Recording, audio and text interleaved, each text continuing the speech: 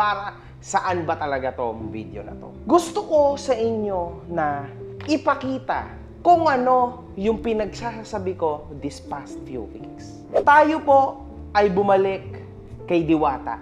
Finally, nakinig na po si Diwata sa sinasabi ni MG na siya ay gumawa na ng sarili niyang account.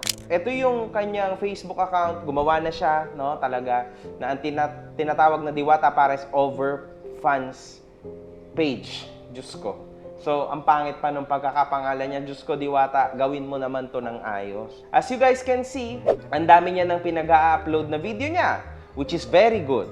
Very good, Diwata, no? Nagagawa mo na lahat. May views ka pa, 31,000, 80,000, so 2.8 million. So, you are making it quite big, no? Itong 2 days, 1 day upload niya to almost 3 million views. Then, isang 322. So, you are making it quite big. So, finally, namamonetize mo na yung sarili mo. Which ayan lang naman talaga yung gusto kong ibig kong ipahabot sa'yo, di ba? Tapos may YouTube channel ka na. Hopefully, mamonetize mo na din yan very soon. Ang problema, Diwata, it's coming to an end.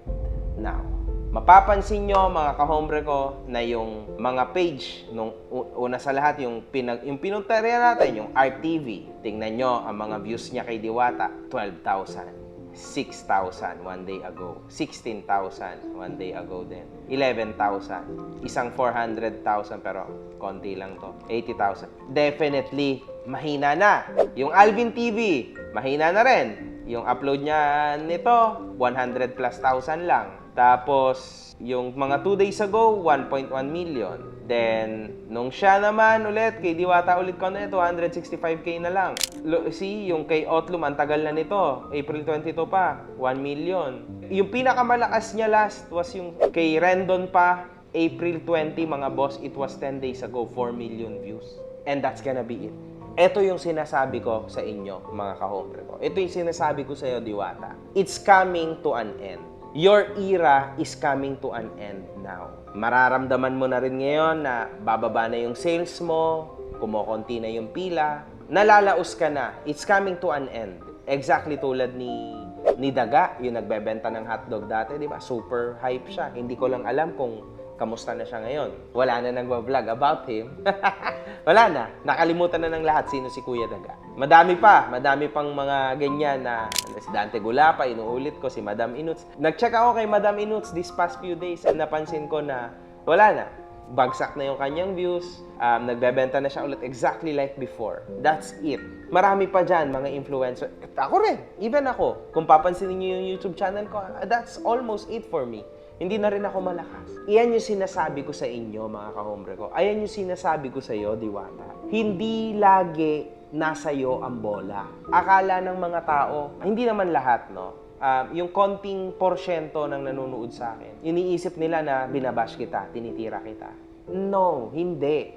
Ang ginagawa ko sa iyo is minumulat kita sa katotohanan, realidad sa social media. Eto, exactly. Eto yung sinasabi ko, tingnan mo, numbers are going down. Hindi ka pwedeng lagi kang trending. It's never gonna happen. Walang ganon. Si Jollibee pa lang nakakagawa nun. Hindi possible na trending ka every freaking day. Somewhere down the line, pagsasawaan ka, and it's coming now. Very, very fast. Kung gaano kabilis yung kinasikat mo, Diwata, ganun din kabilis yung pagbagsak mo. Pansin nyo, Alvin, RTV, lahat yung gumagamit sa kanya, pabagsak na lahat ng views. So, as you guys can see, nagtatry na mag-iba itong si Manggagatas numero 1 na si Alvin. Nag-iiba na siya ng content niya, nag-try siya ng isang araw, iba na yung kanyang i-review because it's coming to an end. Diwata's era is coming to an end. Now, eto din yung naging downfall niya is yung sarili niya. Unfortunately, sinabi ko na to, habang meron, isagad mo yung panggagata sa sarili mo. Huwag kang umasa sa iba, man. Kasi yung iba, kumikita sila, salamat sa'yo. Okay? Yun lang yun. Di ba? Kaso, yes, you've done it anyway. Ito na, ginagawa mo na. But ito, Diwata, yung natitira ngayon, barya na lang to. Ito na, legit, barya-barya na lang tong dadating sa'yo. End of this journey, sa pagtapos ng ikot na to, kung saan ka nagsimula, nandun ka pa rin hanggang ngayon. When you had all the momentum, you had all the time in the world, you had all the chance in the world para talagang magbago yung buhay mo. That's what I'm saying, man. Yun yung tinatry kong ipaliwanag sa'yo. Kung iisipin nyo, mga kahombre ko, ang pinaka naging downfall dito is sobrang dami rin na gumaya sa kanya. Wala tayong magagawa dyan. Kasi ang business ng food business sa Pilipinas ay barya lang. So, everybody can do that. Kahit ako bukas, gusto kong magtayo ng pares, I can do that too kasi kailangan mo lang ng puhunan. Sobrang easy lang po niyan. So, even si Rosmar, hindi natin siya masisisi kasi siya ay negosyante. So, alam din ni Diwata yan. Negosyante yan, normal lang. In fact, mapapansin nyo, kung whenever there's a Jollibee, katapat niya may McDo. Hindi possible na wala, di ba? Laging ganun. Kasi laging may competition. Lalo na sa food, super easy lang. Samantalang pag nag-start ka ng business na medyo matindi-tindi na ang kapital tulad ng Airbnb, now that's tough. Hard na yan, mga kahombre ko. Hindi yan uusbong na parang kabute na mabilis. May bibili, mabilis na may magpapatayo. Because ganyan yun eh. The more na mas malaki ang sinusugal mo, mas malaki ang babalik sa'yo, if ever. Pero malaki rin ang mawawala sa'yo. 50-50 chance. Now, yung Diwata overload pares, sobrang dami ng gumaya. Halos lahat na po ng pares ngayon, ang tawag is overload. Halos lahat na po ng pares, ginaya na yan. Even yung chicken ni Diwata, ginaya na rin ng mga tao. Can I blame those businessmen, businesswomen? No. Kasi that's the business for you. Ayan yung sinasabi ko sa'yo, Diwata. Look, now, lumilipat na yung curiosity dun sa ginagawa ni Rosmar. Kasi meron siyang palibre na swimming. It's exactly same as Diwata. Same price, same drinks, same lahat. Exactly like Diwata. What you gonna do about it, Diwata? What would you do about it? Wala na. It's over. Kaya ngayon, mapapansin nyo, makikita nyo, ito, we are stating facts. Hindi ako nagsisinungaling dito. You can see it sa inyong nude eyes. Makikita nyo yung katotohanan. Hindi naman ako nag-iimbento eh. Check nyo. Punta kayo sa Facebook, check nyo. Views are going down. Ito yung sad na part ng lahat ng to, Diwata. Because mafe-feel mo na yung fame mo ay bumabagsak na.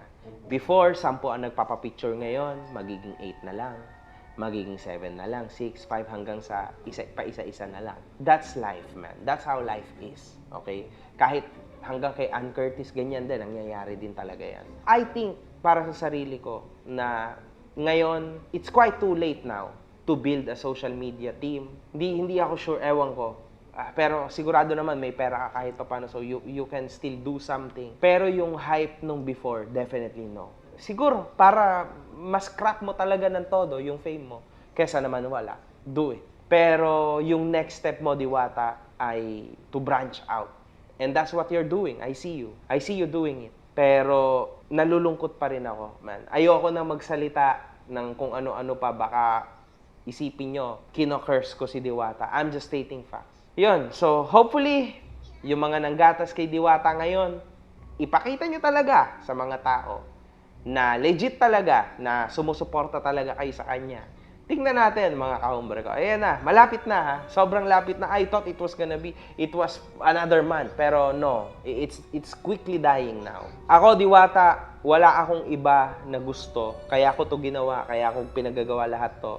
Wala akong ibang gusto kundi sumikat ka palalo. Actually, hindi sumikat eh. Kasi you're falling. Everybody will fall. I know that. Gusto ko is ikaw yung gumata sa sarili mo. Ikaw yung pumera sa sarili mo, hindi ibang tao. Yun lang sanang gusto ko sa'yo. Alam mo yun na mangyari.